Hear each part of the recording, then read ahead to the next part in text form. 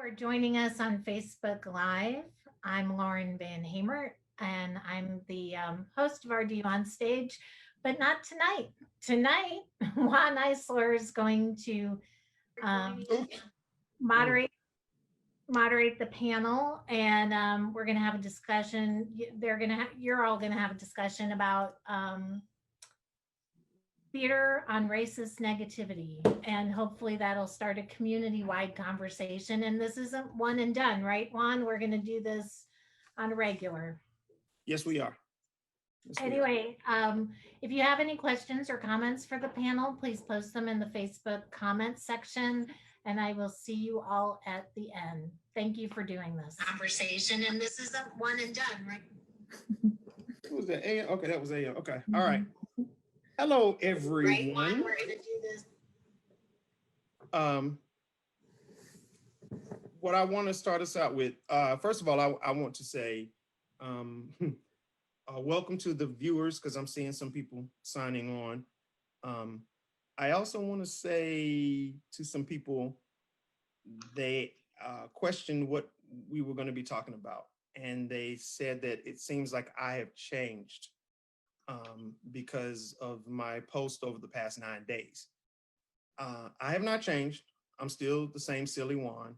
And Aya's beside me right now on my screen. I'm still the person that Aya has to fuss at and Shonda has to laugh at on a regular basis. And the reason why I haven't changed is because what's happening is not new to me. It's new to a lot of you all, because it's bringing these protests around. But I know of 5 people up here who this happens to them on a daily basis almost.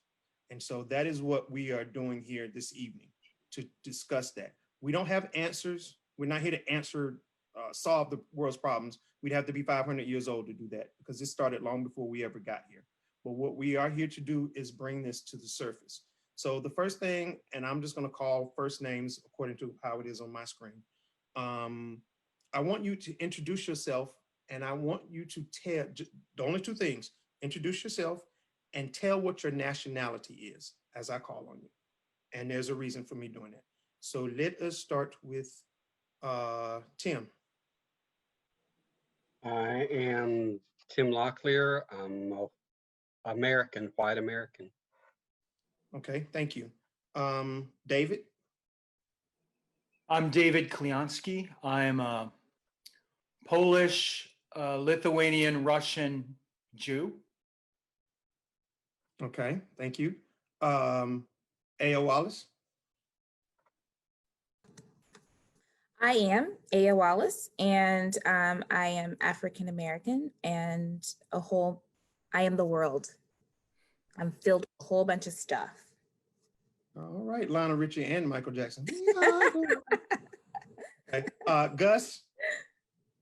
My name is Gus Allen, and I'm pretty much generic American, just a lot of the mixed European stuff thrown in there, but yeah. Okay, thank you. Danny? My name is Danny Beth Farnham, and I am Panamanian, so I identify as Latina. Okay, Ariane? My name is Aryan Mobasher, and I am a first-generation American of Iranian heritage. Shonda? There you go. I am Shonda Branch, and I am African American. I identify as a Black woman. Okay, Kaylee?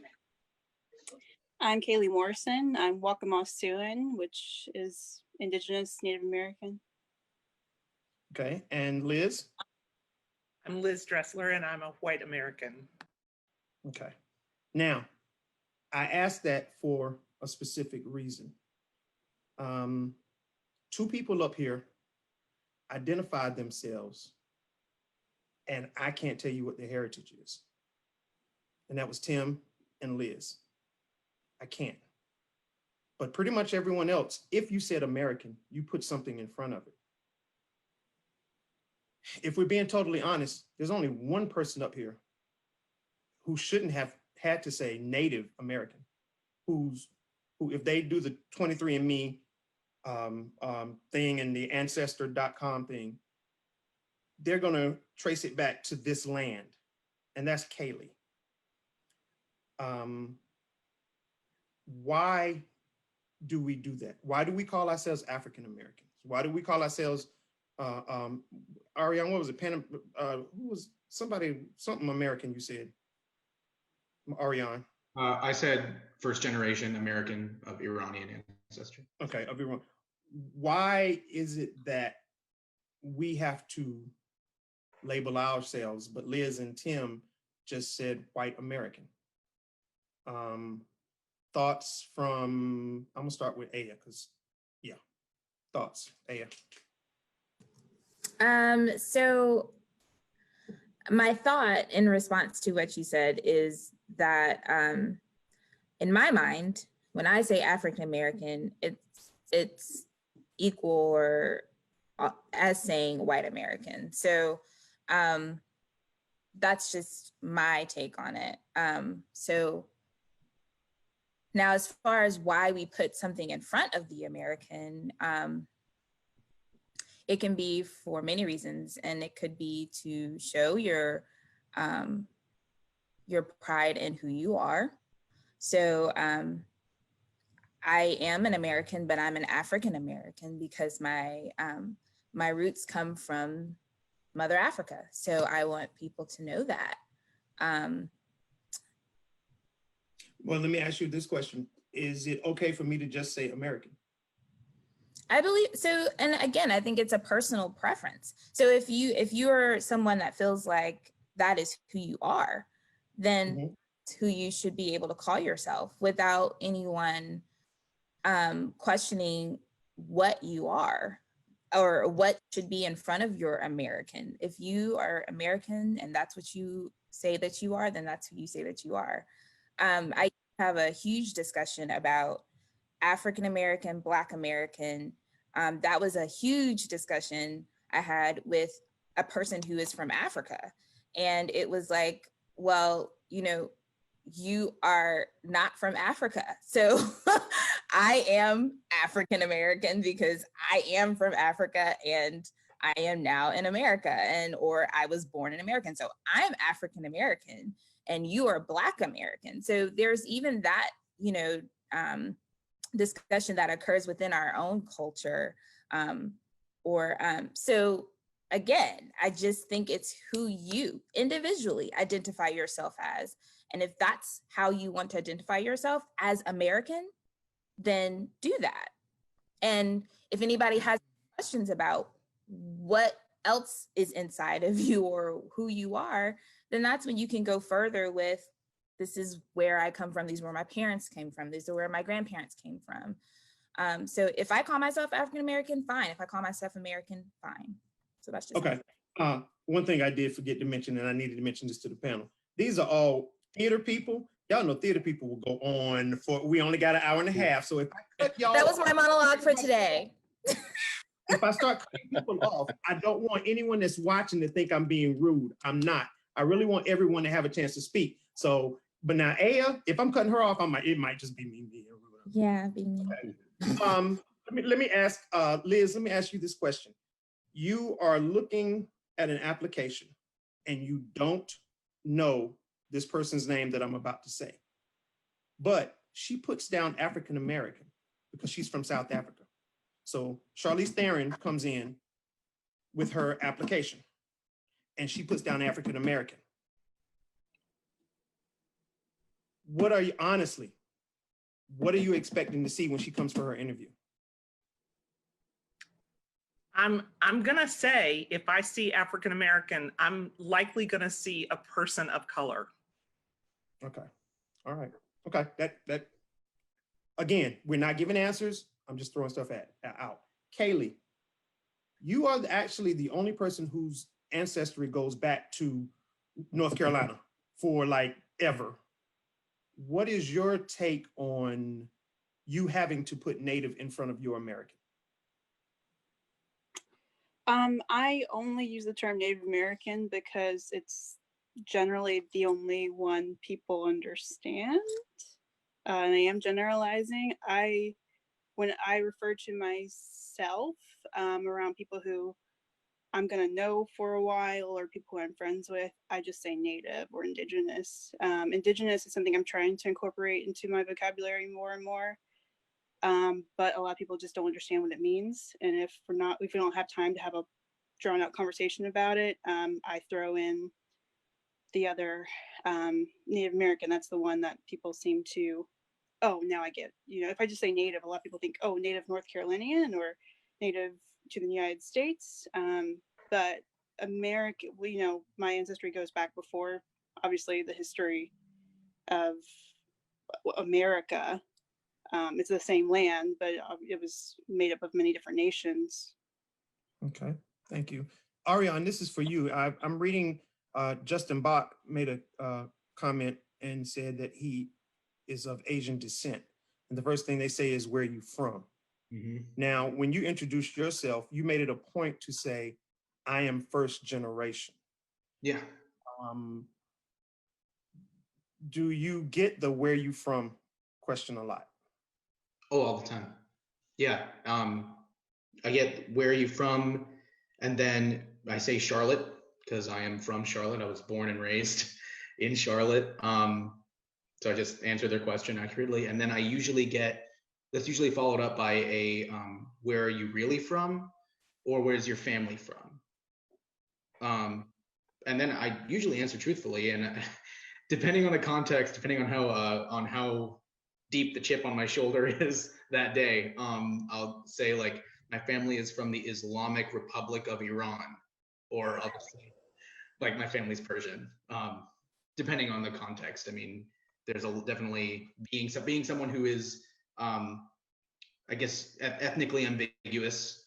I get questions like that because people can't place what I am in the way that you can, like most white people or Black people.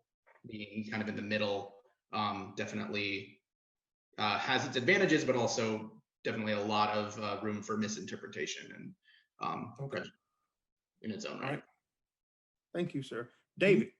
Juan, one thing I noticed is when I introduced myself, and it was not planned, I said I'm a Russian Polish Jew. I left out the American, and there are many days where I don't feel proud at all to be American. I mean, that's who I am. I can't deny it. The reason I say Jew, I'm not religious at all. I haven't set foot in a synagogue unless it's to do a play.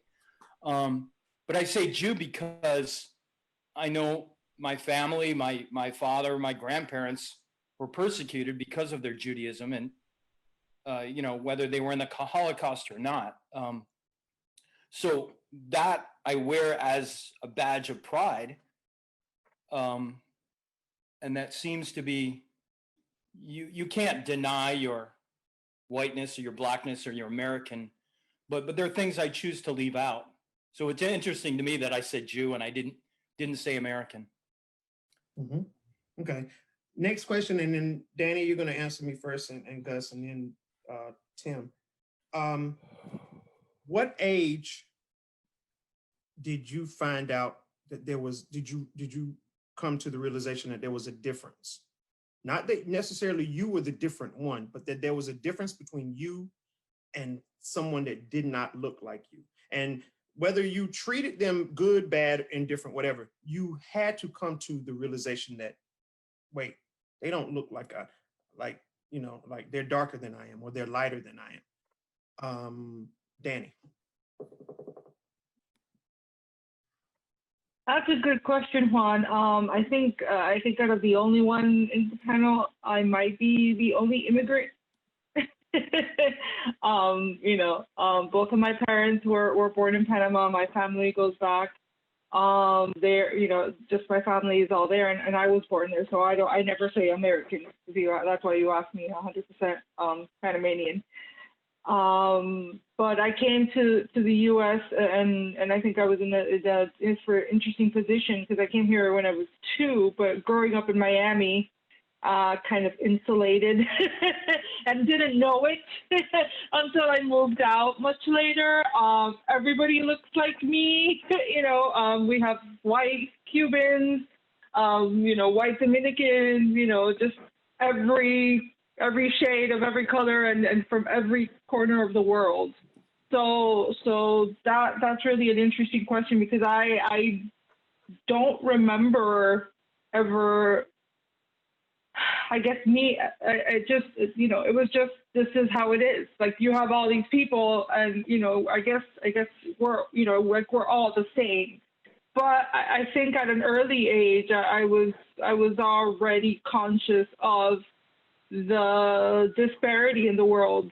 I knew that there was injustice, and I have no idea how I picked all that up. And I'm like, I was like, I watched a lot of the Dr. King protests as a child. I don't know if everybody does that, or it was just me, consciously watching what was going on. I was very much as a child into the 60s, and I was like, well, they're standing up for something that's wrong. And I guess in some ways I knew that the world was inherently wrong and not everybody was good. So it wasn't just one specific, period. I think consciously, for whatever reason, I just knew that, growing up. All right. Gus, same question. For me, I grew up in a smaller town in Minnesota, and honestly, my parents had a daycare in our house, and also as part of the church and school that I attended. And there, I just remember kids just all the time, this and that. And I believe there were, there would be, different raced kids that may come in here or there. Nothing really stands out to my memory that there was like an awareness or an eye-opening of anything. Socially, I know it was between 7th and 8th grade. We moved from our small town to a much bigger city in Minnesota. And, I went from, there were 5 kids in my 7th grade to now there's 450 kids mass in a giant school. And there were some, other African-American students. And that would so socially, that would have been the first time I saw people as my peers. Perhaps, like I said, as a kid and growing up, I know there were daycare kids in and out, all sorts, that I just tried to ignore just because kids aren't my thing, and I had my fill of them when I was young. Yeah, that's my short answer. That's a short one, y'all. I told y'all, theater people. Tim? The thing about me is when I was growing up on the farm, there was African-American people right along beside us working on the farm. There was older African-American people that it was not required, it was just taught to me. I called them aunt and uncle. It was Aunt Novella, Uncle Arthur. They were African-American. I didn't think they were different growing up. It wasn't until I was probably in school that I started picking up that people treated us differently, because I was poor, dirt poor, and we just grew up together. And my family didn't say we were different. We all worked together. We ate at the same table. I guarantee you, if I wouldn't have called Aunt Novella, that I'd have had a backhand across my face. So it wasn't until I got to school, and I told this story earlier this week about my first grade teacher, who was an African-American woman that I love with my whole heart. And I cried the day I had to leave first grade. And she hugged me and touched me, and she says, "Y'all have made my first year here so well." And I didn't realize that we were her first segregated classroom. And we stayed in touch for years. So it's hard for me to pinpoint an exact time, but it was during the time that I was in school that people started pointing out a difference, especially older in middle school, which is another whole story. That all of my friends I had 3 friends who were all Black girls, and they would ride to dances together, and we would all ride together because we were just best friends. But I received a lot of stuff. Somebody said something to my mom one time, said, why are you letting him date a black girl? And she said, they're friends, and if he was, that would be okay too. So it's very hard for me to pinpoint a specific time, but it was during the time I was in school. And if I can go back just a moment, I'm a theater person. You know, my name is Locklear, and where I come from, there's a lot of Lumbees. On my birth certificate, it says I'm white. That's what's on my birth certificate. I know I have Lumbee in me, and I'm proud of the fact that I have Lumbee in me, but my birth certificate says I'm a white man. And you know what's funny about that? I spoke with, yes, she's smiling. I spoke with Kaylee, and Kaylee has never, like, I guess, officially met you. And she said, I saw a name Locklear up there. She said, that's a Lumbee name. And I was like, it is? See, that's something it was Locklear. That's all I saw, Locklear.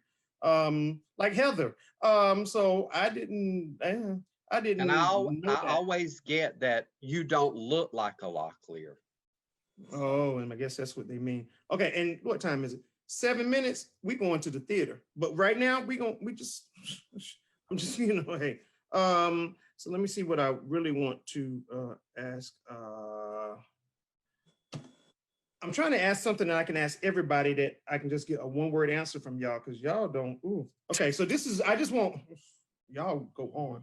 One age number from each person. I'm gonna start with you, Liz. At what age do you start talking to a child about racism? 4. Okay, David. You're gonna have to turn that mic on now. You gotta turn the mic on. You gotta turn, yeah, you do. I don't have any kids, but I taught elementary school for 20 years.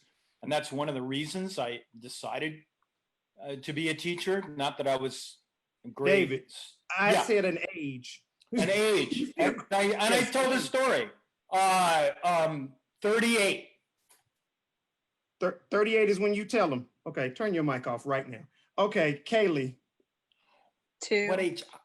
Oh. No, not what age you. What age should you start telling the child, David? Okay. You said 2. David, you can change your answer. What age? Say it. You got to turn your mic. 2. You say 2 as well. Okay, Shonda Branch. I'm gonna say 2. Wow. Ariane. I'll rock the boat and say 3. Okay, Danny. 4. Thank you. Gus. I'm gonna go with 3.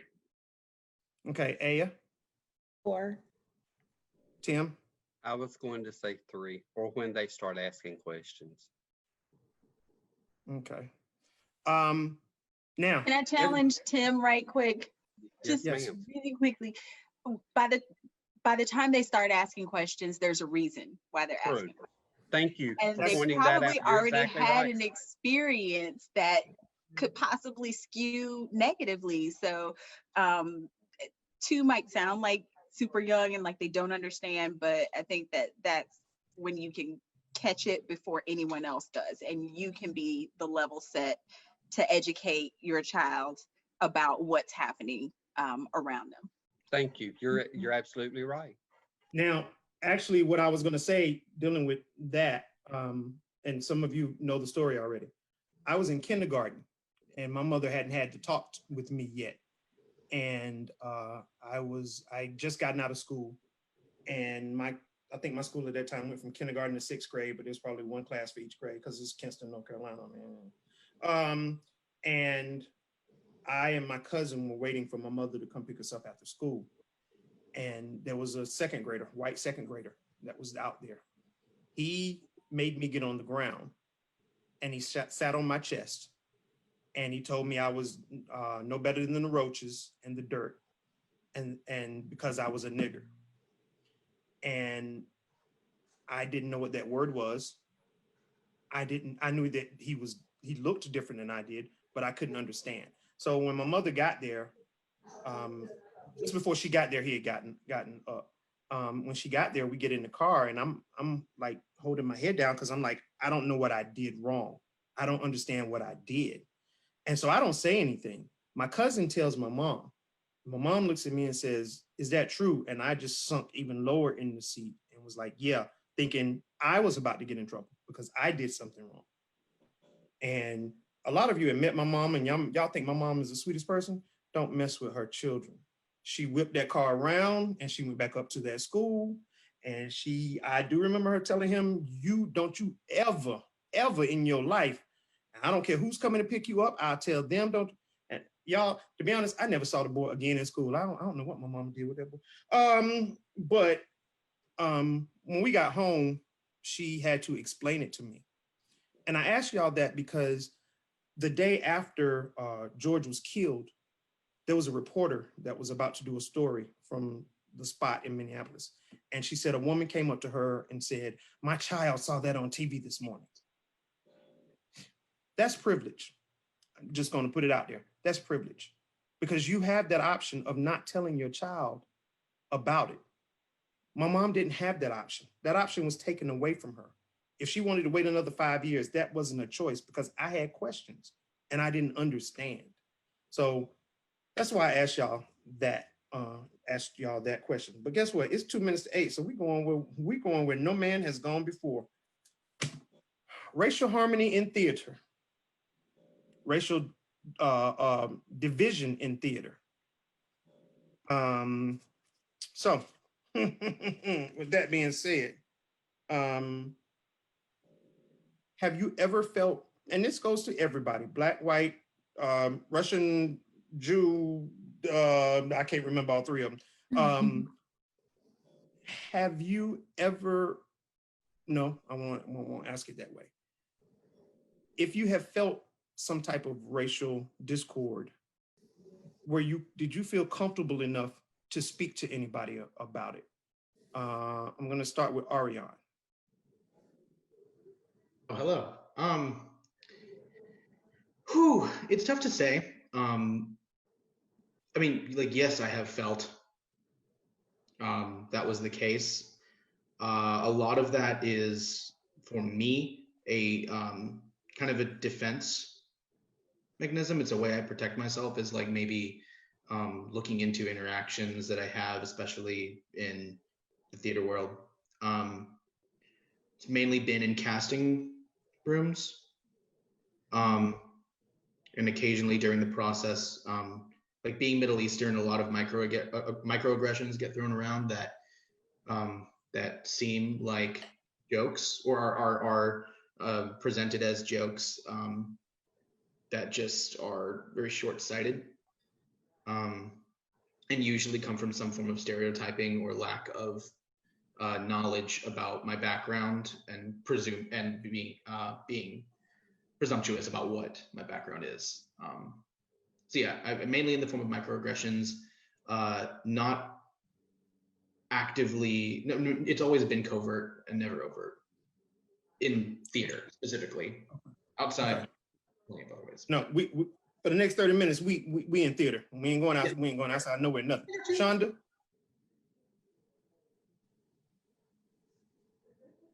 The short answers to those questions are yes and sometimes. I have felt racial inequity in every level of theater that I've participated in, from high school all the way up to professional theaters.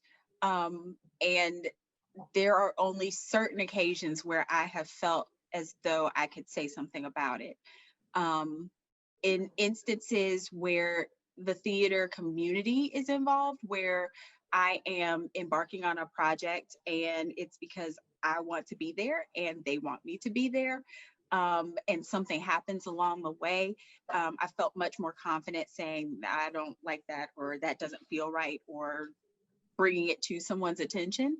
But in professional theaters where your check is on the line and your future bookings are on the line, you are much less comfortable stating what is fact. And you also have to think about the fact that it's only been in recent years that an eye has been turned to racial equity in the theater. This is not the first conversation to be had about it, but those conversations are still new, they're still fresh. And a lot of theater companies and organizations have not yet come to a place where they are truly, where they truly have a mission statement and they truly have a focus and they truly have a process through which you can air these kinds of grievances specifically. So these are new conversations that are being held, and it's only recently that you've even been told that you can say something specifically when it comes to incidents that have a negative racial spin on them. So you're saying sometimes they tell you not to, you say you're being told that you can, you felt like No, you couldn't. what I'm saying is it's only recently that theater companies have spelled out specifically for you that if there is something going on, we have this policy against it. Okay. That's a new way of thinking in the theater. It hasn't always been there. It's very, very recent that you are hearing that you can be comfortable speaking up Okay. where those incidents are concerned. Okay. Thank you, ma'am. Liz, yes, I am. Liz, are you next? How did you know? Go ahead. So I had the great joy of working with Chuck Davis and the African American Dance Ensemble as their lighting designer, Baba Chuck. And I would tell you that on a number of occasions, I felt like the outsider, which was a real growth opportunity for me.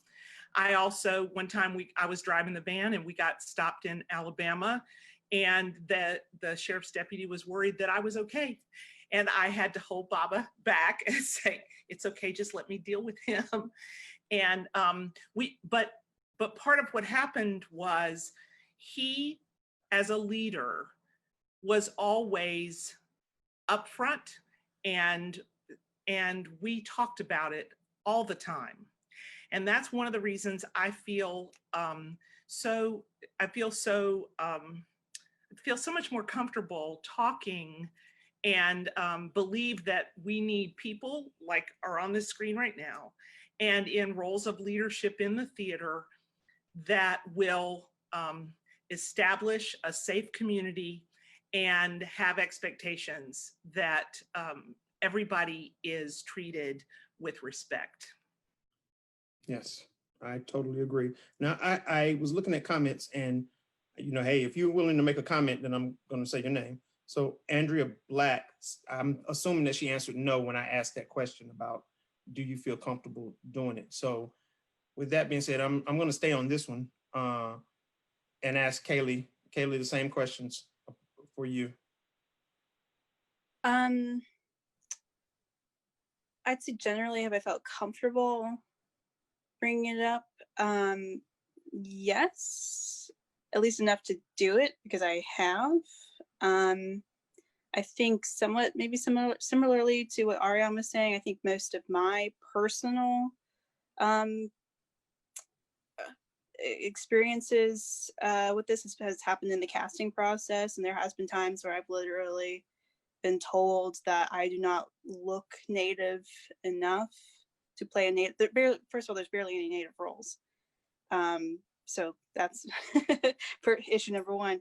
And then when I have been up for them, I've been told that I was not Native looking enough based on, I don't know what, Hollywood's portrayal.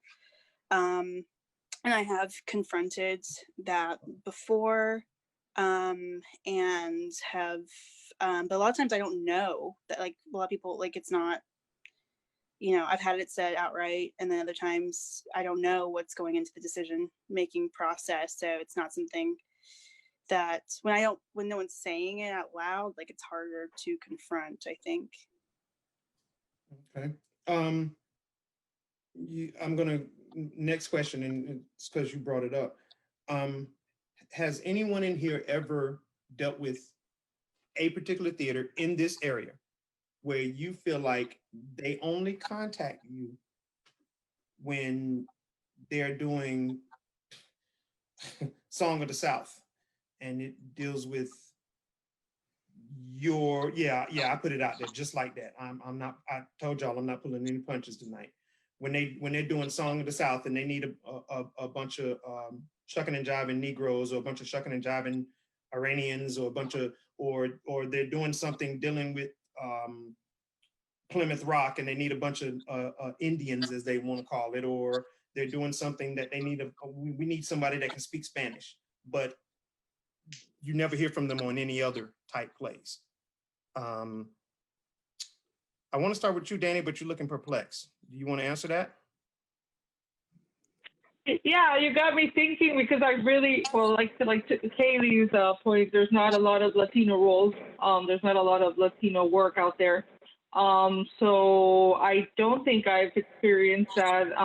You know, I usually just go through the regular, you know, audition casting procedures, and you know, I haven't had that experience, luckily. So.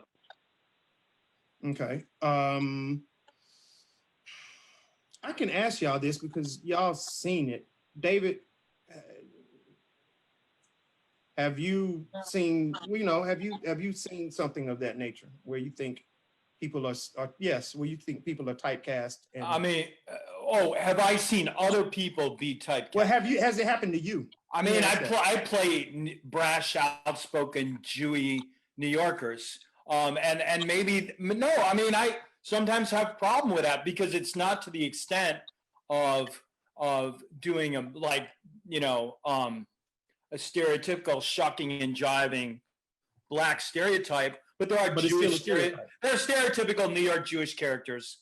And I try not to do those, but I have the privilege, I have white privilege that I don't have to. It's certainly not the only thing that I'm offered. And I'm grateful for that. I realize that some people are not in that position. Okay. Aya?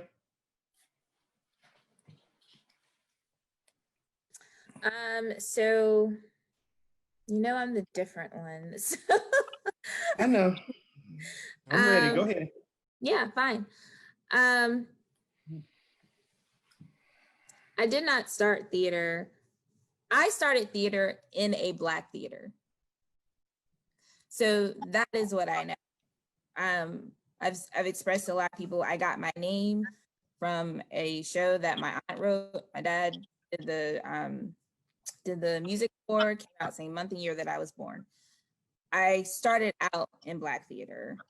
And I did not truly start theater until like 2015. And that role was a Black role. And that role was a Black role given in a local theater that was providing providing a platform and providing a space for Black actors and actresses and to be safely. And so then I continued on in that tradition. But as far as like, and that's just my answer there. Okay, Tim. Thank you, Tim Jr. Gus, let me ask you a question. I know, right? Both of y'all will get me. Have you ever been in something where, well, two questions, but answer the first one and that'll help me ask the second one. Have you ever been in something in theater where you were the minority? Versus the roles or the actors around me? I'm talking about situations around you. The actors around you. Yes. Okay. Did you feel any type of way as a result? Like maybe nobody actually purposely did anything, but did you just feel some type of way? Yeah, it was, you know, it was exciting for me. I mean, because it was not the norm. So that's not to say, yay, me. I saw it as a good thing. I mean, it's sad that you know, didn't happen more often. I did an Agatha Christie play out in Durham at a smaller group, and it was, you know, there's things to learn, and I mean, it was a good thing. So I'm going to keep it short. Okay, thank you. Now, Shonda, wait, Tim. It was Shonda, not I'm coming. Don't worry. Go ahead. It's not a theater thing, but it's about music. When I was in the Air Force, I didn't feel comfortable in any other churches, and they had, being on service, they didn't call them denominations, but I went to the service that was called the gospel service that was predominantly African-American people. I was the only white person in the choir, and I felt welcome the whole time. I did not feel different. They wanted me there. So in that respect, I was a minority in a choir. Okay. Shonda? And I guess this goes back to the previous question in some ways, but one of the things that can be frustrating for Black actresses, Black musicians, Black dancers, Black vocalists is that we're expected to do the Black stuff.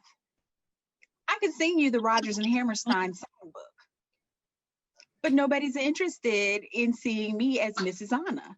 Like, I want to wear that gown and waltz across the stage because that's what I grew up with. That was how I envisioned performance to be. And it wasn't until I got a little bit older and a little bit bigger, and I was told that I could only be in the Wiz. I was told that I could only be in this, or be in that, or this is a great Black show, or this is a great Black role for you. And I was like, but I want to sing Shall We Dance? And I think that that's something else to keep in mind when we talk about typecasting and when we talk about casting in general. Are we color conscious casting? Are we color blind casting? Because they're different things. What are we doing, and how are we choosing to tell those stories and give actresses of color and actors, let me not leave the brothers out, actors and actresses of color who have this classical background and this classical training, when are we giving them an opportunity to display that? That's not a miscast fundraiser that that happens once a year, once a season.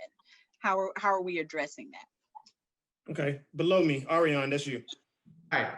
Sorry, just kind of like I'm coming from a place that's like the other side of that coin of what Shonda was just talking about, because it's going back to the question of like, or the issue of typecasting and things like that. As someone who is ethically ambiguous, like I feel like as a non-Black person of color, which also being Middle Eastern, a lot of gray area there that I'm still working through, but that's where I identify. But it's like there are so few, like specifically Iranian or specifically Middle Eastern characters in anything, especially in theater. Like the first time I ever saw someone of my background in theater was Ali Hakim in Oklahoma. And that, whew, there's a lot to unpack there. But in my experience with casting, it's like, because there are so few roles that fit my identity, which is okay. I think there is some mobility that's allowed, but it's like I'm either expected to step into vaguely Asian or Middle Eastern or even like Mediterranean identities, like either that or I play a white character, and now the character is no longer seen as white because I'm not seen as white, and therefore it can make for a lot of interesting discussion, but it's also to me sometimes it feels like just another way that like my identity is not allowed to be a factor in my work as an actor in the way that it can for other roles. So Shonda, to your point of like being forced into a box, like I 100% understand where you're coming from. It and for me it's like, and I don't know to anyone else here who is in that ambiguous territory, like how it feels for you, but for me it's like it's either for the few roles there are, most of what I experience as an actor is just erasure of my identity for the sake of a role that is it's like close enough, but not really. Does that make sense? Okay. Yes, it does. Now, thank you. Tim, this question is for you. This is actually someone that typed something in, and I'm going to read it to you just as it is. How can a company communicate an invitation for you to audition where there is the intention to cast a multiracial cast? How do you figure out where you should audition? An example of that would be when I was in New York at a conference, they said to say that you are looking, that there are not, I want to find the right phrase and I can't find it on the spot, but you are going to cast that is racially open or culturally open.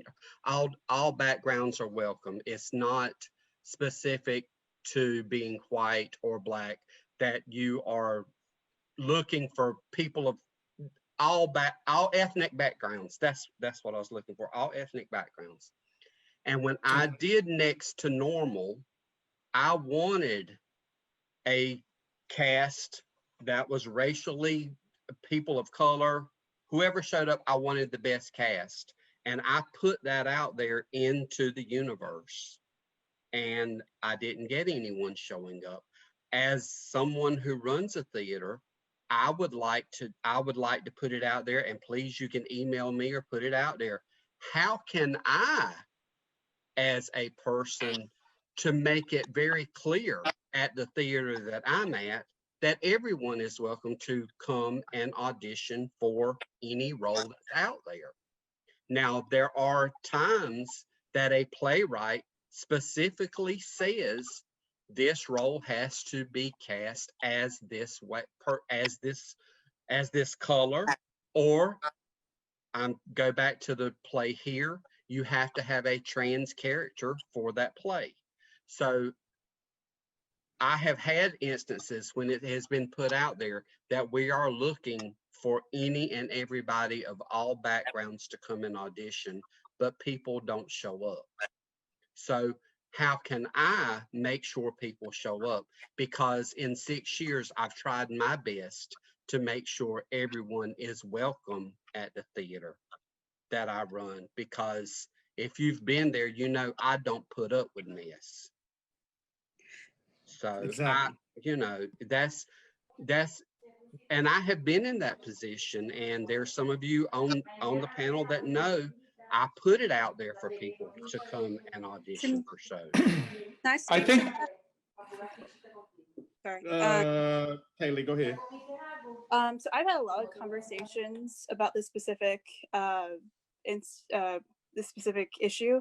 I work a lot in theater education and theater production, and as an actor, and I hear this a lot where we want to be diverse. We want to do this show that has a multiracial or diverse cast, or we need to fill these specific roles that had to be these specific backgrounds or races, but no one's showing up. And I don't have the overall cure to that, but a few steps for every theater maker who's facing this issue to do is, if you have classes, if you have summer camps, whether they're classes for adults, classes for kids, you need to be scholarshiping students of color.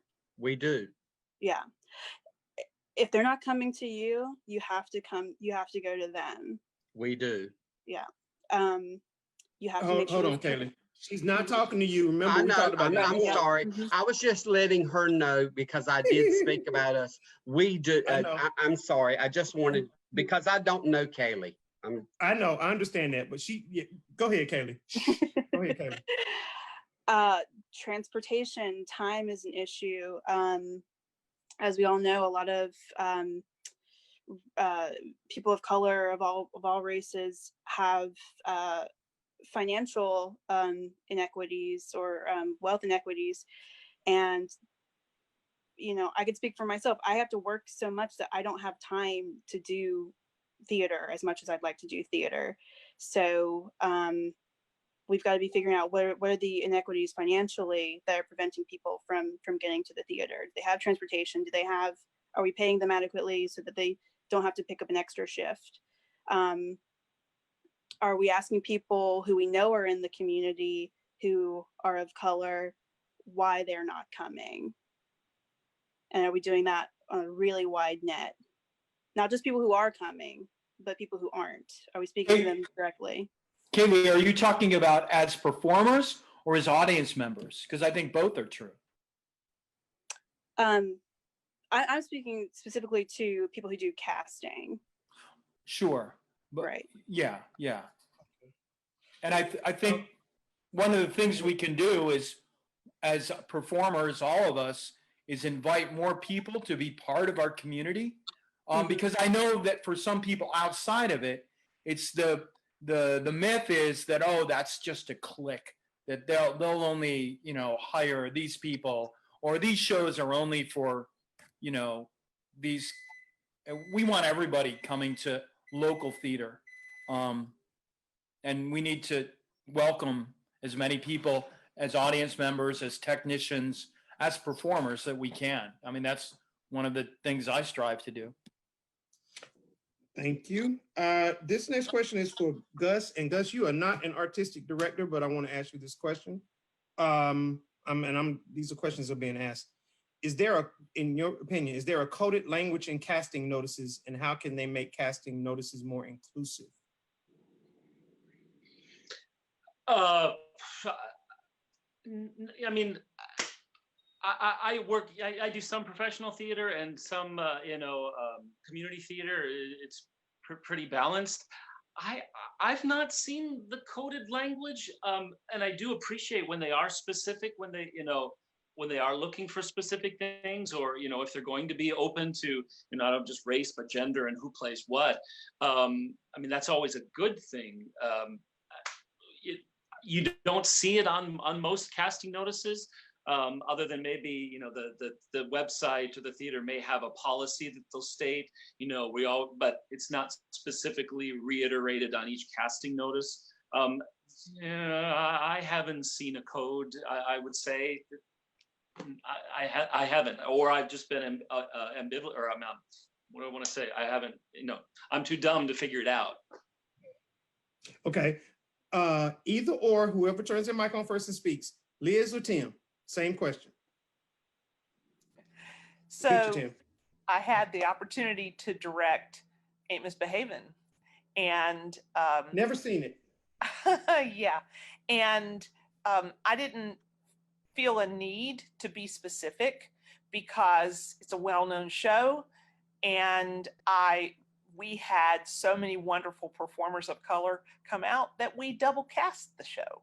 So that was, and 3 of the people on this screen were in it. So I haven't had that kind of situation when, if I were directing King and I would love to have Shonda play any of the roles, because she's a great dancer too.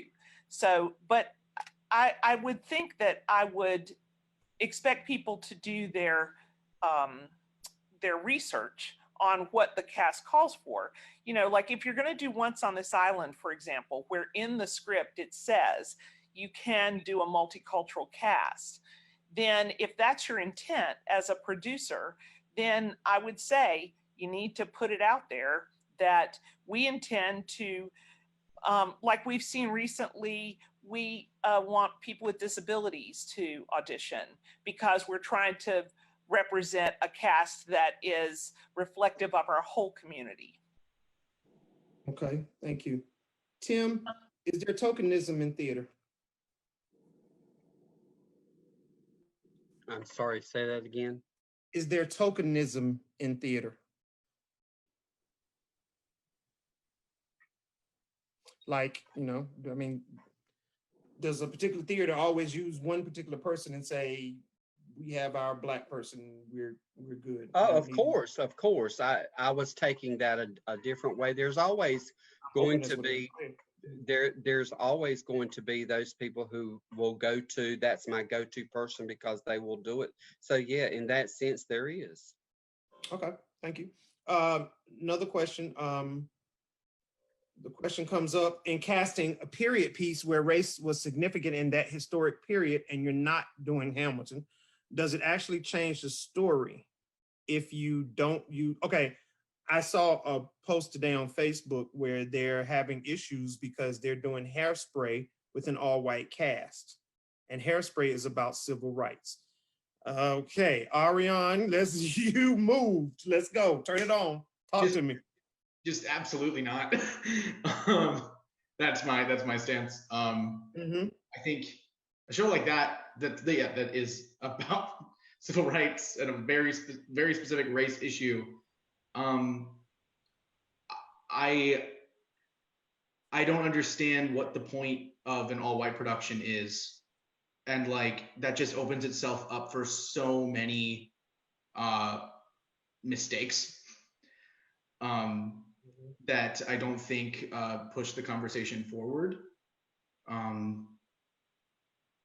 Yeah, that's sorry. That's a hard no for me, but would love to hear. Okay, thank you. Thoughts. Shonda Branch, should there be an all-white cast of The Wiz? It's called The Wizard of Oz. I really, really struggle with productions that go against the grain just to go against the grain. I'm with Ariane. You're not moving the conversation forward. There's nothing that we gain from having an all-white cast of lots of things. And traditionally, casts of certain shows have been all white. And people of color have had to fight to get inclusion into some of the shows and some of the storylines and some of the roles in theater that have predated some of the popularity, let's say, of having people of color on stage in more flexible roles. I don't think that it serves anyone, and I would caution especially small community theaters and maybe even schools. If you do not have a cast that will support the makeup of that show, just don't do the show. Just don't do it. Pick another show, and really have thoughtful and considerate conversations about the shows that you're choosing for your seasons and what you're programming. Talk to the kids, talk to the parents, talk to the faculty. You have to include more than just your department on that conversation, because you can end up in a pickle really quickly, especially these days. And so I think that there should be more caution when it comes to programming, and really some thoughtfulness is due where that is concerned. If I may add, sorry. Go ahead. Me go ahead. If I can You add to that, a common counter argument that I hear is, well, I mean, we saw it. It was all over the news last year when it was announced that I believe her name is Halle Berry was going to be playing Ariel. It's film, of course, not theater. Ariel in The Little Mermaid, and then there's been lots of controversy about casting notices for non-Broadway productions of Hamilton. That, well, you know, we can't have a person of color playing a historically white character. Then why should, you know, there's this weird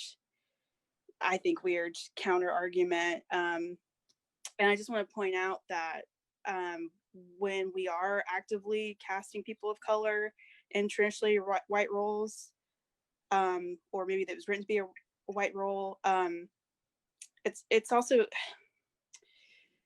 it's trying to fix some of the inequity.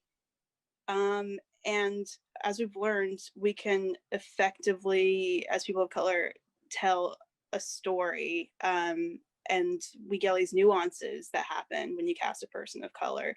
There's layers to it that wouldn't have existed, or would have existed differently had a certain role not been played by a person of color. So I just wanted to point that out, that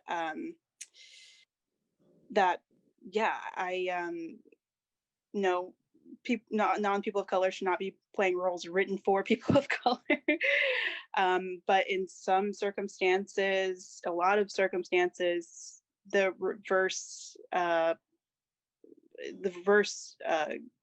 does work, as we've seen. Okay, Liz. One last thing.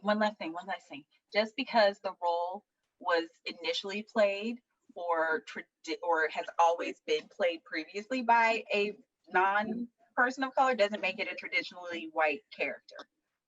Like, just keep that frame of reference. Just because a white woman played it first doesn't make it a white character. Right. Yes. Unless it's written in, unless it's designed that way by the playwright, then it just happens that a white woman played it first or a white man played it first. And there's still some leeway there. But there are the reverse of those where it's specifically written one way, and people want to pull it out of that just to stir the water, and I don't think that that's wise. Okay. Right, and just to clarify, on my end, I mean more like George Washington, like someone who was historically white. A person of color can play George Washington and bring nuances to that character. Mm-hmm.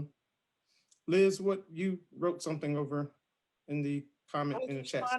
I was responding to Shonda's opportunity to make it a teachable moment. So talk with your kids and explain why we can't do Hairspray. Now, in class, we can sit down and we can read it and we can sing the songs and we can talk about it, and then maybe we encourage them to go out and find friends in school that they can talk with about it. I mean, work it, but don't perform it as a production. Yeah. Okay. I see. Let me figure out how to read this, how to say this. There are theater companies that say they don't tell Black stories because there are not enough Black actors to fill the role in this area. Aya Wallace, short. Go ahead. You gotta turn the mic on, boo-boo. What's the question? Okay.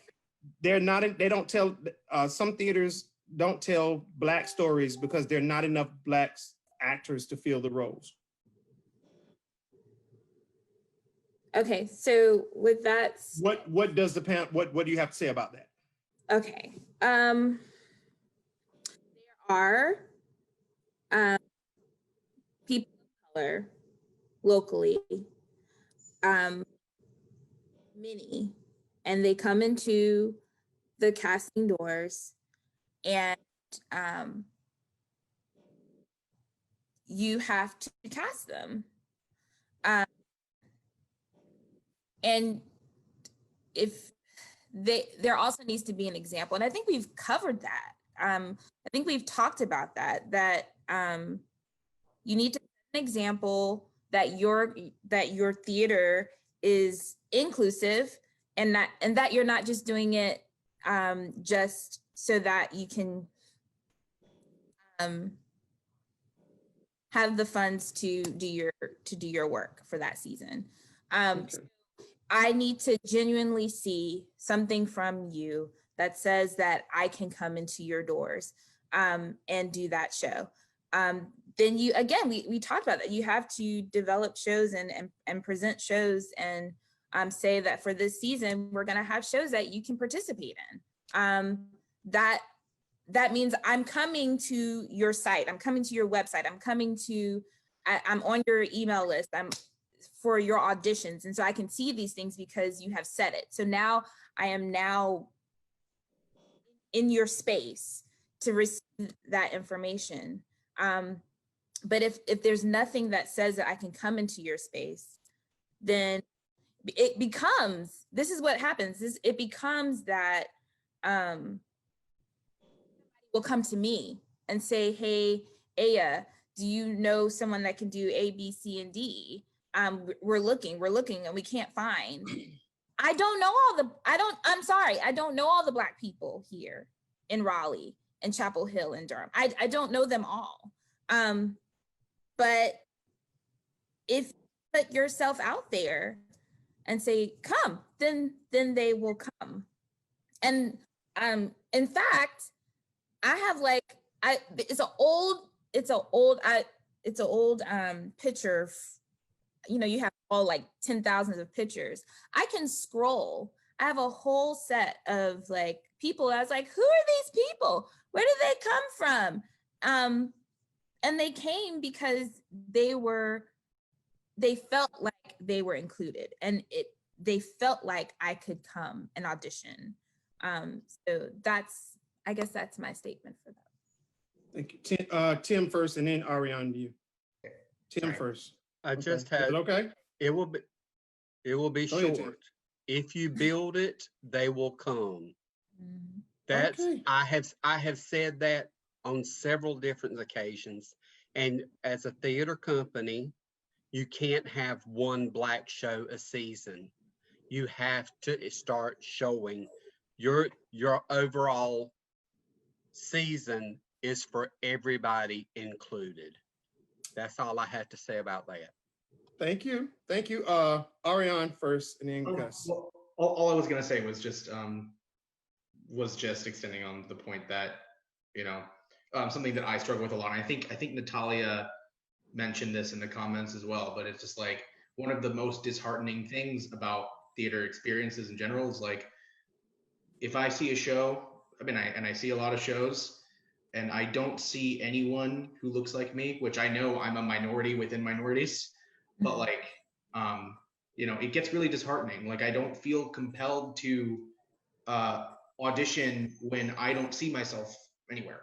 And like, that was one of the biggest struggles for me. Like when I was starting acting, was like, I don't see myself anywhere. So do I become that person for myself? And most of the time that's been yes, but that comes with just an extra mountain of inhibitions that, you know, that just keep me from even wanting to be a part of theater community, because no one else is there, and it makes me feel it literally makes me feel invisible.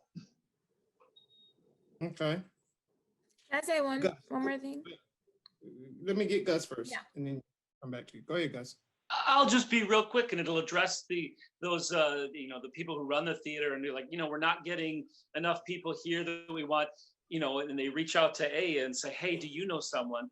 I mean, I've gone to see so many shows outside our circle, you know, and friends and actors that, you know, Central University, other theaters in Durham, and I've met in, you know, I wasn't in the show, but I saw some incredible work from, you know, minority performers, and you know, got to know them and reached out to them and supported them, followed, and it's like, man, if you ask me, do I know any minority performers? Yes, there's tons of them.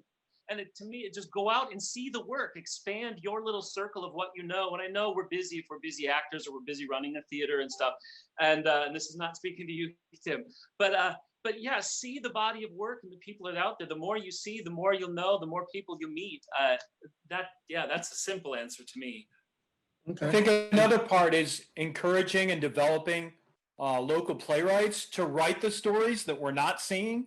Because when you look at commercial, quote unquote, theater, a lot of it is just, you know, mostly white people. And there might be, you know, Black musical or, you know, a musical with Latina characters. But for the most part, it's the work. We have to seek out the work, and it takes more effort to find the scripts, find the playwrights, because they're out there too. Aya, thank you, David. Aya, you got something? Gus said exactly what I was going to say. Okay. Danny, that brings me to you. Why do you think there aren't more Spanish plays? And are there, and you just doing them?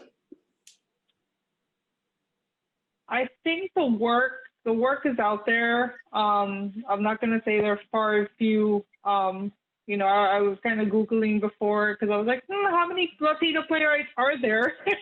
and obviously the most famous one is obviously Lin-Manuel Miranda. He kind of lifted everybody, all the Latinos, up onto the platform and said, we really are here. And I thank him for that. And Kiara Alegria Hughes, who worked with him on In the Heights as well to develop that. I think that the work is out there. It's just a matter of, you know, it all comes down to money. You know, a theater is not gonna put up money for a show that does not have a renowned name or, you know, some sort of sound backing as an investment to get people in the seat. Now, you know, at least in the research I did, Broadway it's pretty much 90% produced by, white people. And then the audiences are 85 to 90% white. And the percentage of actors that are Latino and people of color is only about 3 or 4%. So, you kind of, it's a formula. They're kind of catering to, okay, I'm investing all this money in here. What am I need to make this in a return. And I'm into, what am I going to get my audiences to come through the door to see this show? So I think the Latino playwrights are out there. It's just a matter of theaters having the courage to seek that out and then say, hey, you know what, we might lose money on this production, but this story by Nilo Cruz is important for everybody to see, for everybody to experience. Thank you, Shonda. So along with that, I think that what theaters will find is that when they build it and they get the performers of color in the doors and on the stage, they are going to see that the audience of color is going to follow the performers of color because we have a base that will follow us. We are the ones who go to church with people who are going to want to come and see this show. They may not be familiar with the show, but they're familiar with us. And that is how you begin to build your network. Once they've come in your doors and they've seen what you have to offer, they're going to see the other shows that you've listed for the season and say, oh, hey, this might be cool to come and see too, or this might be cool to come and see too. And you build a base organically. And it's not any trickery. There's not any, I heard formula thrown around, and yes, there is a formula, but this side of it is simple. It's 1 and 1 is 2. Like you add up the things and the things make sense. So doing the work will become lucrative if you will do it faithfully and if you will do it in honesty. Kaylee? Yeah, I was going to add, and this is a deeper delve, and I've had this conversation both about playwrights of color and also female playwrights, any minority playwright. We have to ask ourselves, why aren't these groups being empowered to write plays? What is starting? Why are they not being empowered to pursue this art? Like, what's stopping them from pursuing the art? Not only why are they not out there as much as a cis white male playwright, but there's it just feels like a lot of playwrights of color are not as encouraged in a variety of ways. So that's obviously a deeper systematic issue, but it's something I think we need to be asking ourselves. Okay. And just to Katie's point, it's also at least in my personal experience, it's very cultural. The arts are not looked upon as, I wanted to do music. My parents are like, no, you're not doing that. That's, going to starve. You're going to, you just, you as a Latina, you need to get a degree in XYZ because that's what's going to set you apart. That's what's going to give you the money to live. You can't do the arts. So I think that's something that's ingrained into the Latino culture. At least that's what I can speak for. Okay. And I just want to add to that and second that as like completely true for Middle Eastern, and I can say a lot of Pan-Asian first generation kids who come here and grow up here. Like, part of the reason I didn't start acting until senior year of high school and didn't take it seriously until like junior year of college. One of the biggest reasons for that was because I was told that like engineering or like science or a real career was the only way to make a life for myself and the only thing that actually had value, which is something that I am still undoing to this day. Right. And if I can add to that too. I think it goes back to a lot of wealth inequities amongst communities of color, because to me, especially when I was a child and I was seeing the big theater where I grew up, it was an almost completely white space at the time, because the people had money to do theater. it was something that they had the time and money and comfort to be able to do. Okay. I just find it ironic. I think it's ironic because people of color, when you're growing up, one of the things that they want you to do is to learn something artistic. They want you to be able to sing. They want you to be able to play a lovely piece on the piano. They want you to be able to recite this poem or deliver this. They want you to do those things, and then they like slam the gate shut where you're like, I'm really good at this, and I think I could make a living at it. The answer you get is no, but you're going to get a degree and be a doctor. Next. And so I think that that's a conversation within the community to start to have and to bring to the forefront. But yeah. Okay, I want to talk about. So I'm getting my 2 cents in, and then I want you guys to, if you feel like chiming in. If not, then you might want to put your screensaver on when I bring this up. Aya probably be the first one. Will be like, Juan, be quiet. The events that have happened in the past 9 days. Did Aya really, Aya? The events that have happened in the past 9 days. I put out a statement on Facebook today. Well, first of all, I know of a fellow actor who felt like the responses weren't quick enough from theater. I disagree, and I'll tell you why I disagree. My mother was very forefront and was at the front of the line with the marches and the protests back in the 60s. And she let me know that back then, granted you didn't have social media, but back then you'd wait a whole week before you marched about something, because there was a committee like this who got together and decided exactly what street you were going to meet at, exactly what street you were going to go to. When you weren't really in the street, you were on the sidewalks. What sidewalk you were going to walk on, and you didn't cross to go on the other sidewalk. When you were going to stop, when you were going to speak, who was going to speak, who wasn't going to speak, when you were going to stand, when you were going to kneel. And then they picked 5 people out of the group. You 5 will get arrested today. You are going to be the 5 that's going to start just a little bit of ruckus to get arrested today. I don't feel theater should just throw something out there. And with that being said, I have read the responses from most all local theaters, and I'm just going to be honest, it's bullshit. Now, let me read something to y'all. This, one of my children, Noah Anderson, he goes to UNC Pembroke. This is what Pembroke put out. I just want to read the first paragraph. Once again, the Black community is under the scrutiny of police brutality. We are living in a dangerous and pivotal time in American history. There is no need to recap what is happening, as you have most likely observed the civil unrest on social media and various news networks across the nation. That spoke to me.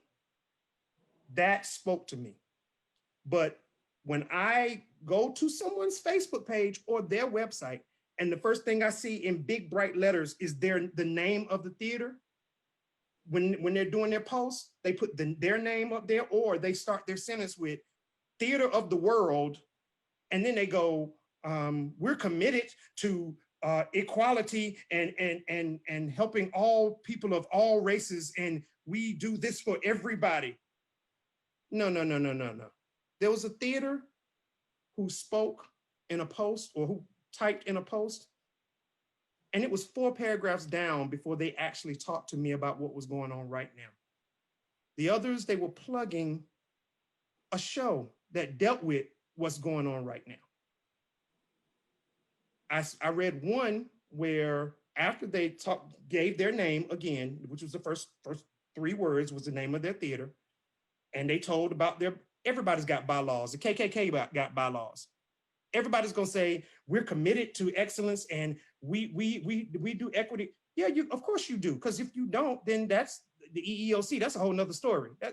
Everybody's gonna say that.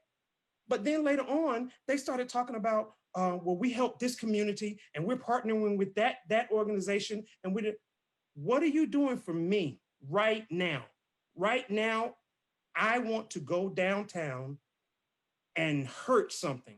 And then at the same time, that's my heart. My brain is telling me that's the most stupid thing in the world because I'm confused. We have young Black actors and actresses who don't realize that they're depressed, but they're depressed because they don't know what to do. And theater is the one thing that they have. We can't go to them right now because of COVID, but you can reach out, theaters, y'all can reach out to them when you want them to get in your play. And again, shuck and jive and be fancy Negro on stage. Oh, I'm sorry, fancy nigger on stage. But what have you done for them now? What have you telling us, plugging yourself and telling us my theater is this and our theater is poised to do this and we're going to do this with this organization and that organization. That's what we're doing for the Black community. No, it's not. That's just a bunch of lies. That's a canned response. I don't need a canned response in my life. And I also don't need you to start your post with George Floyd, Ahmaud Arbery, and Breonna Taylor's names. I know their names. I don't need you to recap what's going on with them. What are you going to do for me? I know of a student who received a letter from the school talking about some issues. That wasn't the main issue, but talking about some issues. The student responded back, I don't care. What are you going to do for your Black students? And now they're circling, oh God, we didn't think of, why didn't you think of that? We're hurting. I'm hurting. So what are you going to do for me?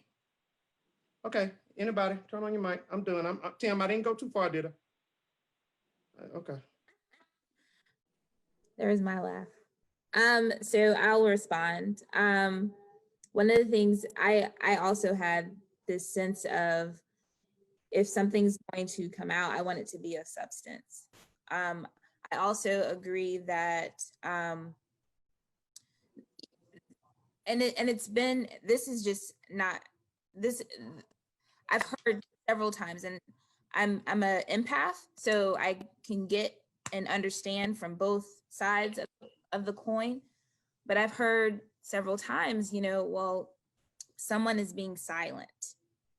And one of the things that I have stated to people is, do you know the heart of the people in theater? Do you know the heart of the people of that specific theater? And have you gone to them? Have you talked to them? Because maybe they are stressed out about what's going on. Maybe they have stepped away from everything because they need time. It's not necessarily that they're silent because they don't care, but it may be other reasons. And so I think that as a community, we have to communicate and talk to each other. And it's so imperative. It is so imperative what you said, Juan, and I'm a crier, so I'm about to start. But our foundation for civil rights was organization. It was those things, the specific ways of doing things that move us forward. And I think we need to remember that and go back to that foundation.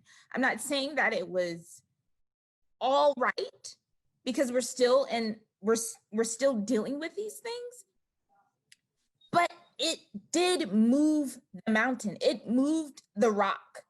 So because it moved the rock, I think we need to go back to making sure that we are intentional about what we're doing, how we're doing it, so that everybody can see we're on one front and that we don't become divided within the movement.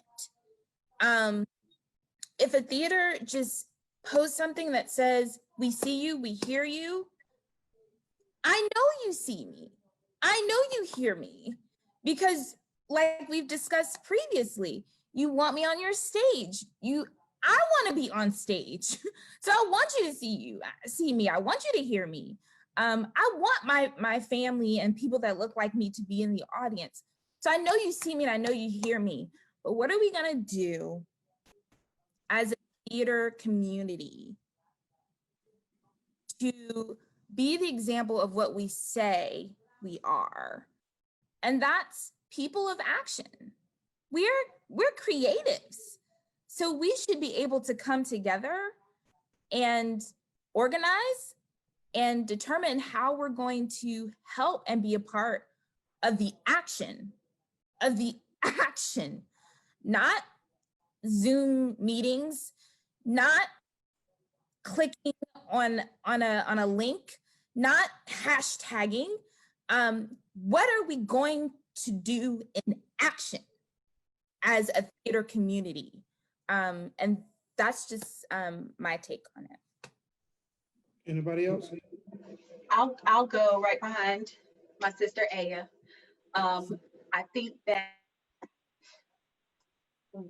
the part that I feel is missing from a lot of the posts, everybody's got a post and an image and a statement and an image and a thing and stuff.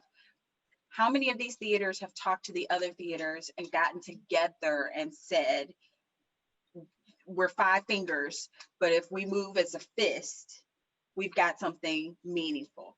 That's what I'm looking for at this point. I feel like the theater community innately knows how to work together. We understand how to collaborate. It is the nature of how we do what we do. It's the nature of how we get a work on its feet and on stage. We also understand that certain individuals have specialties. You have actors, you have singers, you have dancers. Sometimes they're all wrapped up in the same person, but you also have techs. You also have someone who understands the marketing. You also have artists. You have all of these people with all of these specialties. And if you get them in the same room together, I guarantee you there's some synergy there that can move the needle, that can move us forward. And I think that everyone is sort of caught on their heels, and there are some theaters who are feeling like, well, I have to make a post. Everybody around me has posted and I've got to come out with something too. I don't want to be left out. I don't want to be left behind, and I don't want to be perceived as silent on this issue. And I understand that pressure, and I understand the need or the sense that you must get something out there. But I would encourage those same theaters to take those talking points that they have in their posts and to sit down with their board members, to consult with the actors who have come through their doors, to consult with some audience members who have come through their doors, to really pull together a meaningful group of people who can help you figure out the action items, who can help you figure out the steps, the things that you are going to do to ensure that no actor that comes into your building ever feels a certain way. And to ensure that when they come to your theater, it's not the only time that they are safe. What are you going to do to ensure that they are safe in that surrounding community as well? Because when we step outside our doors is when we begin to make the biggest impact. It begins inside, begins at home. But moving beyond your own front doors is where you're going to begin to see a greater impact. And you can't do that alone. You've got to hold hands and skip. So I'm encouraging theater organizations to get together, lay out all of your statements and all of your talking points, find what's common, figure out a way forward, get the right people in the room, and really make sense of this thing, because that's what everybody is struggling to do right now. That's what these protests are all about. They are people trying to make sense of something that doesn't. People are grasping at straws. And go ahead, Dave. I think that theater has a mechanism innately, because of who we are and what we do as creatives. We understand how to make sense out of something so nebulous. I agree with everything that was said, and it, you know, as a white man of privilege, I feel my best job is to listen, and I've heard a lot of things tonight that I'll leave here with and change the way I look at things. But for me, and I don't know, I feel like it's a privilege for me to be able to do both professional and non-professional theater. And I feel like theater is like the 6th or 7th most important thing. I don't define myself just as an actor. I feel like it's so important to engage with people that are either overtly or subtly racist. And it's a problem that goes beyond police, goes beyond government. There's just racism embedded in the fabric of our country, which is probably the reason I didn't say I'm an American. I don't feel part of this country. So not to negate anything that was said, I definitely think theater has a part, but I just feel like it's a luxury and an indulgence for me to have the subtleties of a play, and really good plays I feel are kind of gray and look at both sides. I don't know if we have the luxury to do that right now. That's just the way I'm feeling. Okay, Gus. Turn my audio back on. I just want to say, borrowing on what Aya said, on how important the communication is and with theaters. And Nita, Juan, I'll speak directly to you, asking the theaters, what can you do for me? What can you do for my community? I would, I read White Fragility, other books on the way. I can learn to change my behavior to an amazing level, and I still may not understand what you need. So I would ask you as well, in particular, when the needs are there, express them, tell us what those needs are. Say to the theaters, is there a way you can, have some writing classes specifically for young African-American kids to tell those stories? Is there a way that can be for free? Is it, you need, housing? Is it a little food, water? Let us know what those needs are. We, obviously, we're working and growing as a people, but as those needs are to communicate with us, that's one of the things my heart is broken the most, is like, I don't know what to do. And if someone said, here's a list of needs, oh my gosh, I would run to them and cling to them. So especially when you're asking these theaters, what can you do for me? Tell them what the need is. Just a short answer, because some of us, we just can't figure that out, no matter what we may read or think. So that's helpful to us. Okay, and you know what, to this, and then I need to read Yolanda Raven's question to you guys. I'm glad you said what you said the way you said it. I asked one theater, before you made your statement, who helped to make it? Who were the deciding people to make it? And I said, and that's specific. Now I'm being specific about what's going on in the last 9 days. I'm not talking about previous years or whatever, specifically in the last 9 days. Who helped you? And when I was told, I said, were there any Black people to help you with that statement? And the answer was no. That leads back to an underlining racism of we can't think for ourselves. A perfect example, there have been people who've commented up here and said they did not feel comfortable going to the artistic director or the director or anybody else to say they're feeling some type of racism in a particular cast and show that they're doing, because maybe they have done it once or twice, and generally the response is, oh, they didn't mean that. You're seeing into something that's not there. That's not what happened. You can't tell me how I feel. You can address how I feel, but you can't tell me how I feel. And with these statements that were put out, for the majority of them, I did not see anything that says, what can we do for you? I shouldn't have to come to you. I'm distraught. You can come to me and send me an email when you want me up there shucking and jiving, but you can't come to me. You can't come to me now and say what, literally. And I know there's a lot of us, but if you had just put in the email, what can we do for you?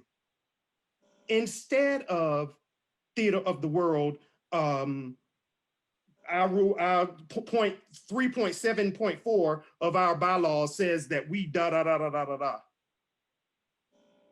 That's all I would have needed, just to know that if I need to call I can call someone at the theater just to shed tears.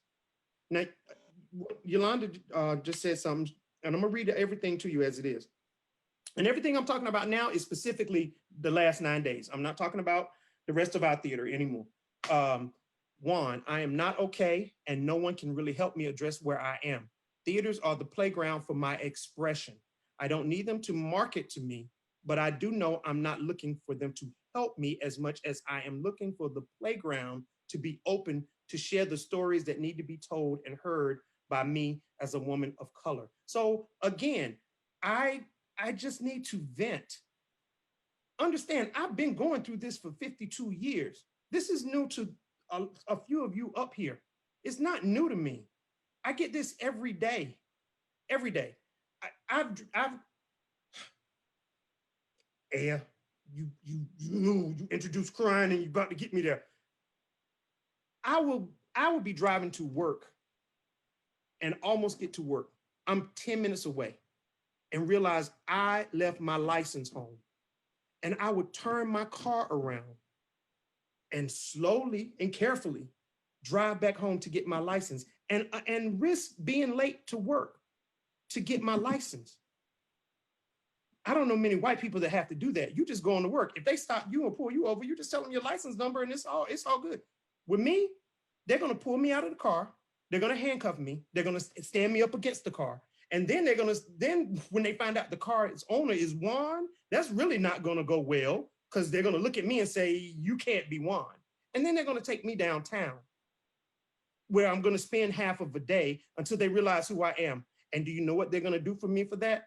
Oh, well, this happened. So yeah, you're free to go. Not even a, I'm sorry, you're free to go. I need to know that my theater is there for me to hear everything I'm saying to you now. That's what I need. And that's not what I saw in all these posts. And if there are theater companies that are upset with me about it, good. If you think I'm talking to you, I am. Because you weren't there for me. You missed the point. You missed the boat with your generic rubber stamp signing post. You missed the boat. And I'm hurt. I'm very hurt. I think something we also have in the back of our minds is living through a pandemic. And in the midst of this pandemic, there was a very concrete response to the needs of COVID-19 from our theater community. You need masks? We've got extra fabric back here. We're going to get on it and sew some masks. The same with other industries. There's need for hand sanitizer. They stopped making beer. They stopped making liquor, and they made hand sanitizer. There was a very clear and concrete response, actionable response to what was going on in terms of the pandemic. That is not so in this case. And it did not come until, and pardon the expression, but until the city was on fire. And now we need a response. Now we need a statement. Now we need to say something. And I understand that from one aspect. There is a portion of my brain that goes, yes, that is the safe and responsible thing to do. But there is another part of my heart that says, so where is the concrete actionable thing? And I think that that is the part that I'm referring to when I say, and I love Gus's ideas, we need to get a class, and our playground is not open because of the pandemic. And I think that's part of the frustration too. Our playground is not just open for business. We can't just saunter down there and say that we're going to do X, Y, and Z. Let's meet up and handle it. And so if that has to happen on Zoom, please invite me into the room where there is a storytelling clinic, or where there is a writing workshop, or where you give me directions for how to create my piece of art and add it to the others. Please invite me to that virtually. But there's got to be something concrete that comes out of this, just as there was for the pandemic and for other issues previously. And I think that's the part that is skewing one way or the other for some folks. Okay, and I'm looking at questions. I know there was a question about what is the plan, and again, Yeah, we don't have answers. Include us in the story, and that will be that's where the plan starts. I don't know the plan, but I would like to be included in the process, not told afterwards. This is what you need. You don't put on a suit and go to a department store and have someone follow you all around the store just because, not because you dress nicely, but because you're Black and they think you're gonna steal. So you can't make a plan for me because you don't know what I experience. So to both of those, and to Gus's question, which I think a lot of people have, because the concrete thing is like, okay, people get sick by get COVID by particles in the air and blah blah blah. So people know, oh, you need something over your face. Oh, you can touch certain things and you can get COVID. Oh, so you need hand sanitizer. So again, I just think it's very important. And again, going back to the foundation, I call it a ransom.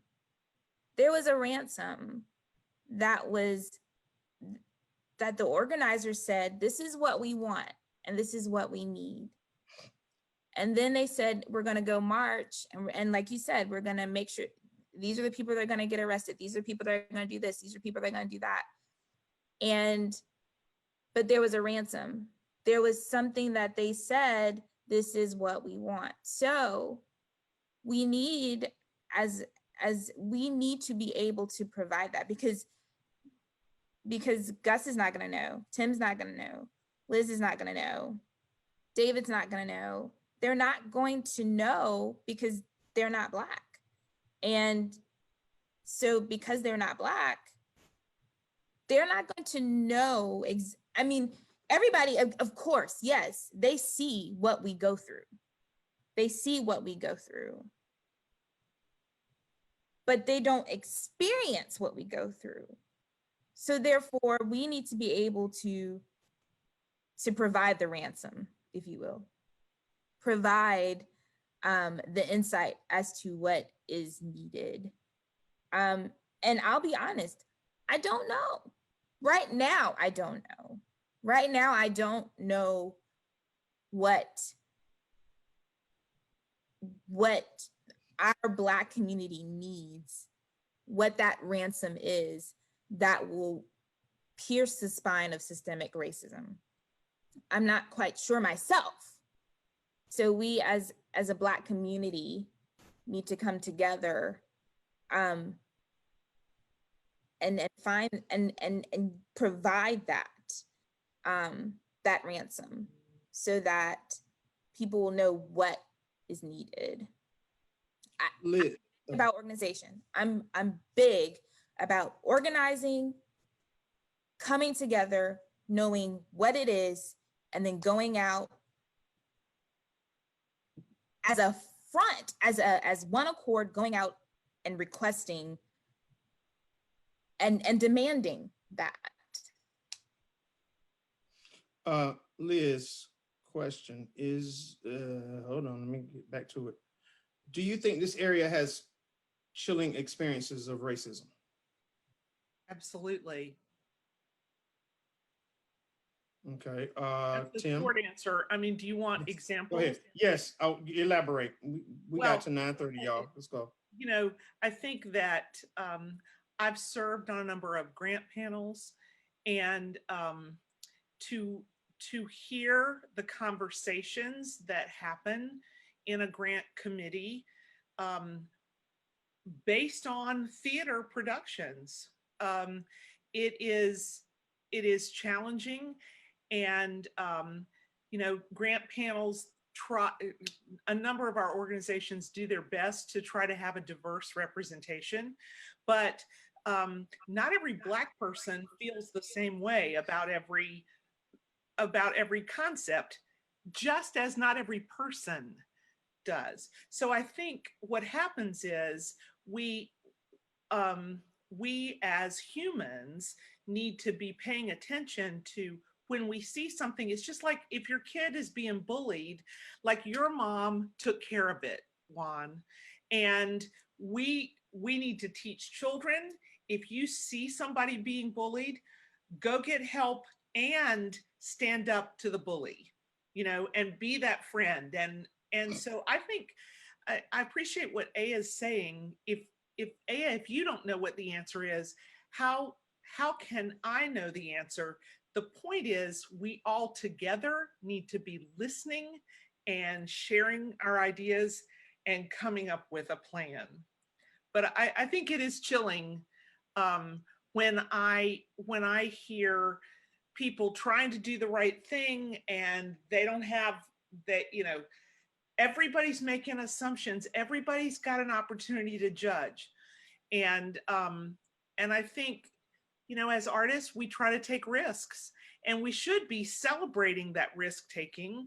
And if that means casting against type and reaching out to every community that we have, casting reflective of our community, reaching out to folks and asking for help.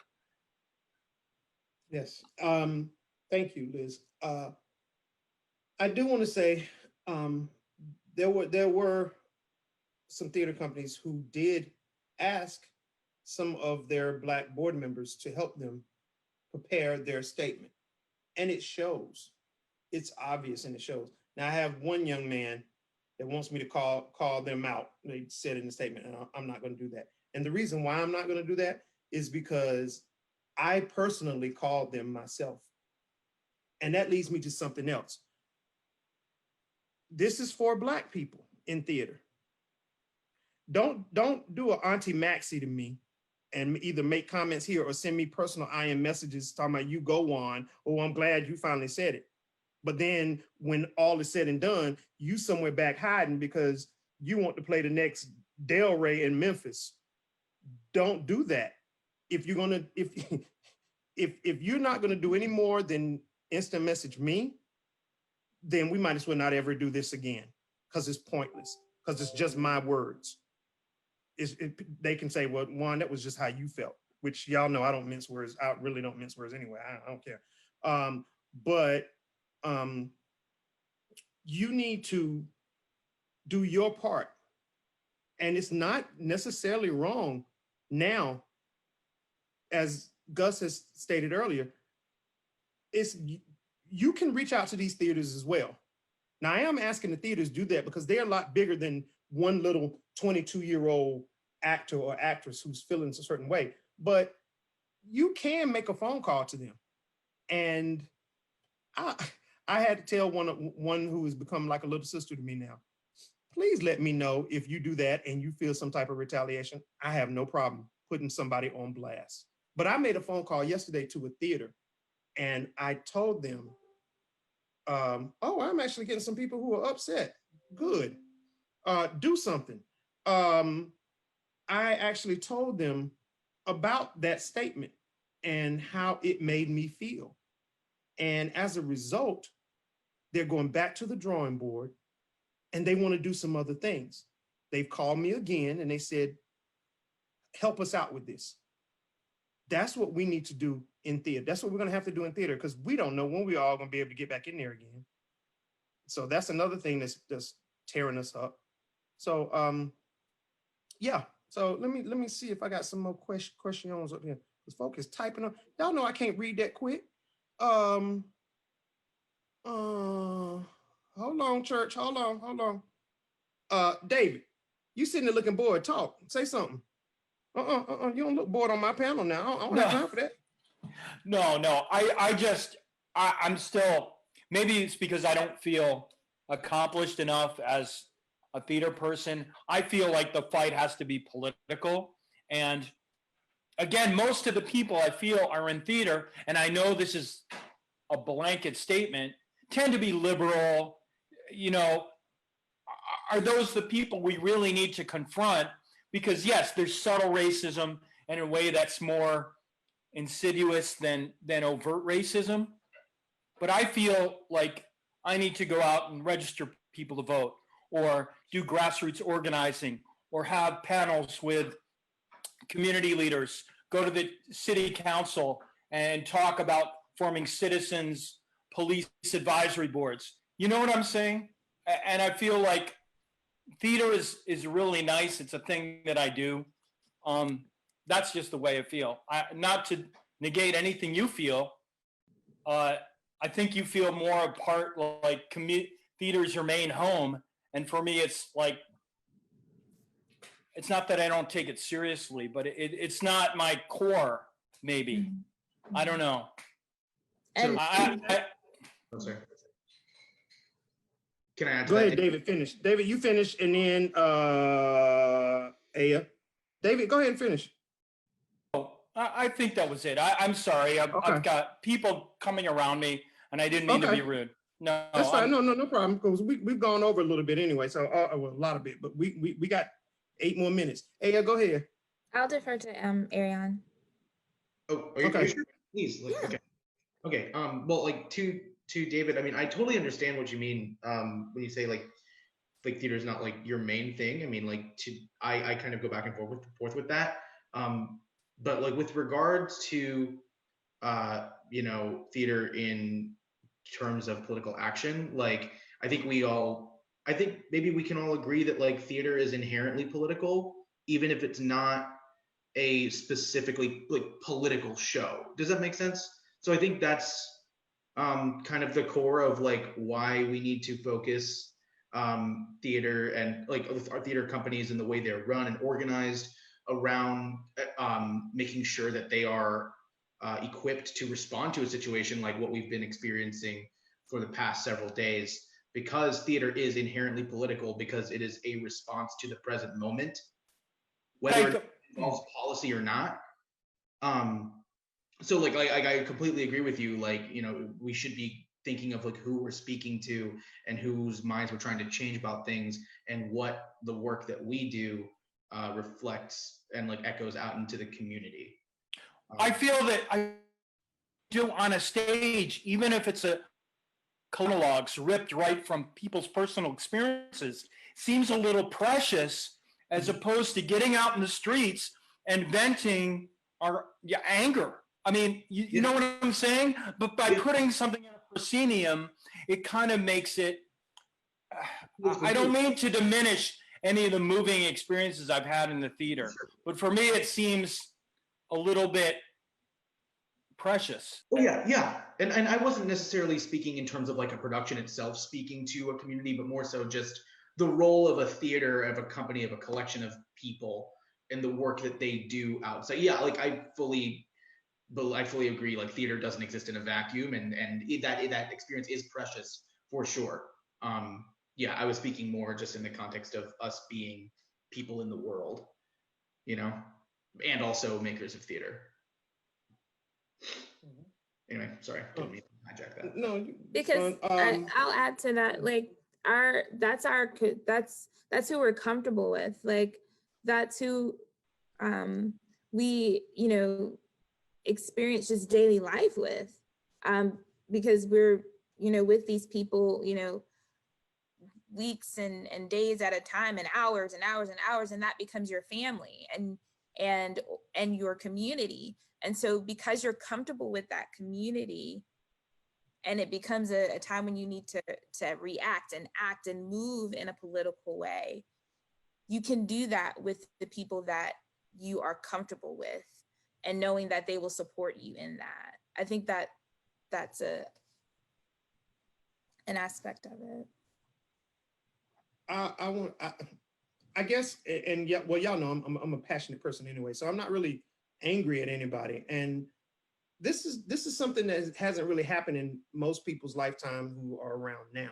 So, and I had to read DeRay's comment to realize, okay, maybe I got a little heated, but I am passionate about it. But and I understand this is the first time for some theaters writing something like this, but get it right next time. Do it right next time. If you can have me in a play that is discussing this stuff and there's a moral story about it, were you not listening to the moral story yourself? Because you have me do this play about Black people being unfairly treated and not being able to speak up for themselves, and no one wanting to listen to them.